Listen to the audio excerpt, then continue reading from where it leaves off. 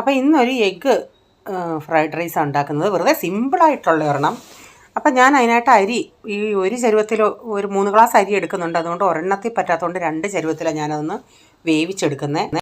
അത് വേവിച്ചിട്ട് വെള്ളം ഊറ്റിയെടുക്കുവേ. എന്നിട്ട് ഞാനിവിടെ ഒരു ഉരുളി വെച്ച് അതിലേക്ക് കുറച്ച് ഓയിൽ ഒഴിച്ചിട്ട് ഒരു 3-4 മുട്ട ഇങ്ങനെ പൊട്ടിച്ച് ഒഴിക്കുന്നുണ്ട്. അപ്പോൾ മുട്ടയൊക്കെ എത്ര വേണേലും നിങ്ങൾക്ക് ചേർക്കാം. ഇതൊരു സിമ്പിളായിട്ടുള്ളൊരു റൈസാണ്, ഒരു എഗ്ഗ് റൈസാണ് ഞാൻ ഈ ഉണ്ടാക്കുന്നത്. അപ്പോൾ ഞാൻ അതിൻ്റെ മുകളിൽ ഒരു ഇച്ചിരി ഉപ്പും വെതറി ഇച്ചിരി പെപ്പർ പൗഡർ കൂടെ ചേർത്തിട്ട് അതൊന്ന് ഇച്ചിരി ഒന്ന് പച്ചപ്പ് ഒത്തിരി ഒന്ന് വിട്ടോണ്ട് ഇങ്ങനെ ഇടയ്ക്കിടയ്ക്കൊന്ന് ഇളക്കി ഒത്തിരി പീസായിട്ട് നമുക്ക് കിട്ടത്തക്ക വിധത്തിൽ ഞാനതൊന്ന് ഇങ്ങനെ പീസാക്കി ഇങ്ങനെ ഒന്ന് സ്ക്രാമ്പിൾ ചെയ്തെടുത്തിട്ടുണ്ട്. അത് ഈ കോരിയതിന് ശേഷം വീണ്ടും ഇച്ചിരി ഓയിൽ ഒഴിച്ചിട്ട് അതിലേക്ക് ഞാനിപ്പോൾ ചേർത്തത് ഇഞ്ചിയുടെ കട്ടയാണ്. ഞാനത് പേസ്റ്റാക്കി ഐസ് ട്രേയിലിട്ടിട്ട് ഇങ്ങനെ സിപ്ലോ കവറിലിട്ട് വെച്ചേക്കുക.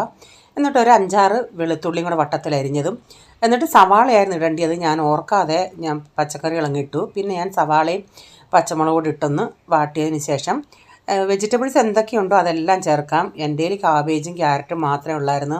എത്രയും വെജിറ്റബിൾസ് ചേർക്കുന്നോ അത്രയും നമ്മുടെ റൈസിന് കൂടുതലൊരു ടേസ്റ്റ് കിട്ടും. അപ്പോൾ ഞാൻ സവാളയൊന്ന് കുറച്ചൊന്ന് ഹൈ ഫ്ലെയിമിലാണ് ഇതൊന്ന് ഞാൻ വാട്ടിയെടുത്തത്. എന്നിട്ട് ഇച്ചിരി ഉപ്പും ബാക്കി വെജിറ്റബിൾസ് കൂടി ഇട്ടിട്ട് അതൊന്ന് ഹൈ ഫ്ലെയിമിലൊന്ന് ഇച്ചിരി വാട്ടിയതിന് ശേഷം നമ്മൾ ഊറ്റി വെള്ളം വാലാനായിട്ട് വെച്ചിരുന്ന റൈസ് ഇതിലേക്ക് ഇട്ട് കൊടുത്തിട്ടുണ്ട്. എന്നിട്ട് ഞാൻ ഇച്ചിരി ചിക്കൻ പൗഡർ ചേർത്തിട്ടുണ്ട്. പക്ഷേ അത് കളർ ഇങ്ങനെ കാണുന്നത് രാത്രിയിലാണ് ഞാൻ ഈ ഉണ്ടാക്കുന്നത്. അതുകൊണ്ട് ലൈറ്റിങ്ങിൻ്റെ ഇതുകൊണ്ട് കളർ അങ്ങനെ കാണുക. അല്ലെങ്കിൽ ചിക്കൻ മസാല ഒരു റെഡ് ബ്രൗൺ കളർ പോലെ ഇരിക്കുന്നത്. ഒരു 1.5 ടീസ്പൂൺ ചിക്കൻ മസാലയും ഒരു 3/4 ടേബിൾ സ്പൂണോളം പെപ്പർ പൗഡർ കൂടെ ചേർത്തിട്ടുണ്ട്. എന്നിട്ട് കുറച്ച് നെയ്യൂടെ ചേർത്ത് ഉപ്പൊക്കെ നോക്കിയിട്ട് കുറവാണെങ്കിൽ ഉപ്പൊക്കെ ചേർത്ത് കൊടുക്കണേ.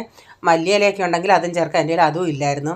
നിങ്ങളുടെ സോയാ സോസ് ഉണ്ടെങ്കിൽ അതുകൂടെ കുറച്ച് ചേർക്കുമ്പോൾ ഒരു പ്രത്യേക ടേസ്റ്റ് കിട്ടും. എൻ്റെ കയ്യിൽ സിസവൺ ചട്നി ഉള്ളത് കൊണ്ട് ഞാൻ അത് ഇച്ചിരി ചേർത്ത് നന്നായി മിക്സ് ചെയ്തിട്ട് നമ്മൾ ആ മുട്ടയും കൂടെ ചേർത്ത് മിക്സ് ചെയ്ത് ടേസ്റ്റ് ഒരു കുഴപ്പമില്ലായിരുന്നു, നല്ല ടേസ്റ്റായിരുന്നു. അപ്പോൾ ഞാൻ ഇന്നലെ പറഞ്ഞായിരുന്നു ഇച്ചിരി ബോൺലെസ് ചിക്കൻ ഒരു 1/2 കിലോ വാങ്ങിച്ചുകൊണ്ട് വരണമെന്ന്. പക്ഷേ അത് കൊണ്ടുവരാൻ മറന്നുപോയി. അതുകൂടെ ഇതിൻ്റെ അകത്ത് വറുത്ത് ചേർക്കാം എന്നുള്ള രീതിയിലാണ് ഞാനത് ചിന്തിച്ചിരുന്നത്. പക്ഷേ അത് കൊണ്ടുവരാഞ്ഞുകൊണ്ട് അത് ഇടാൻ പറ്റിയില്ല. അതുകൂടെ ഉണ്ടെങ്കിൽ പിന്നെ അടിപൊളി ടേസ്റ്റ് ആയിരുന്നേക്കാം. പിന്നെ ഞാൻ ഇതിൻ്റെ കൂടെ സാലഡ് ഉണ്ടാക്കി. ഇപ്പോൾ സാലഡിൻ്റെ അകത്ത് ഇവിടെ ഇവന്മാർക്ക് ഉള്ളി സവാള മാത്രം മതി, ടൊമാറ്റോ പോലും വേണ്ടാന്ന് പറഞ്ഞു. പിന്നെ ഞാൻ തൈരിൻ്റെ അകത്ത് ഇച്ചിരി സവാള മാത്രം കണ്ടിച്ചിട്ട് പിന്നെ പപ്പടം പൊള്ളിച്ചു.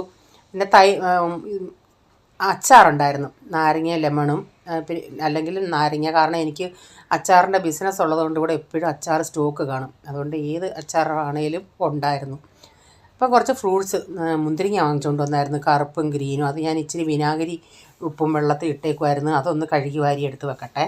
ഇതിൻ്റെ ഫുള്ളായിട്ടുള്ള വീഡിയോ ആർക്കെങ്കിലും കാണാൻ താല്പര്യം ഉണ്ടെങ്കിൽ ഞാൻ ബിജീസ് കിച്ചൻ ചാനൽ വ്ലോഗിൽ ഇട്ടിട്ടുണ്ട്. അപ്പോൾ ഇന്നത്തെ വിശേഷം ഇതൊക്കെയായിരുന്നേ.